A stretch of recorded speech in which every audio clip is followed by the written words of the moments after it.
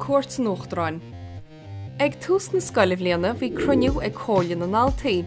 Bhíoh crunithe acu Cuairt ag cearú hééis sé hían. Phléisiid an obair bhíoh idir lámh acu runna bliana. Thocraisiid cuireathirt go Uachtaráin cuairt ar a scoil.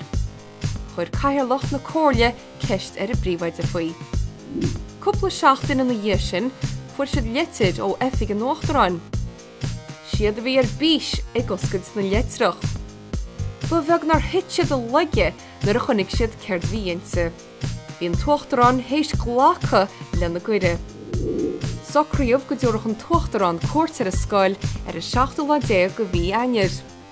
Bhí múntarí, tuismothirí agus scoláirí a gobáid as lámha chéile le cinntiú go mo choilthirt an náirt agus an agar go nócáid.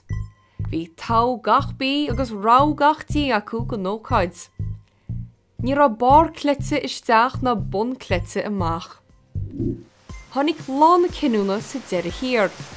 Bhí se istéal báistí agus bégan gon phríomhaide dul chuig cá Uachtaráin le scá fearne. Bhí gach duine ar bís. Chuir an phríomhaide fáilte riúil ribh an Uachtaráin.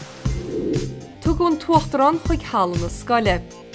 Thug caithearlach chorlinn an altaí óráid os cóide tlua. Chuir sí fáilte ribh an Uachtaráin agus labhair sí faoin scoil. In na dhé sin, thug an Uachtaráin óráid gon chéad scá mhaí. Bhí tiosbantas ceol agus rinceán in na dhé sin. Is dóilm gur bhain an Uachtaráin an tainneamhas. Bhain na scoláirí an tainneamhas imachtaí an lei.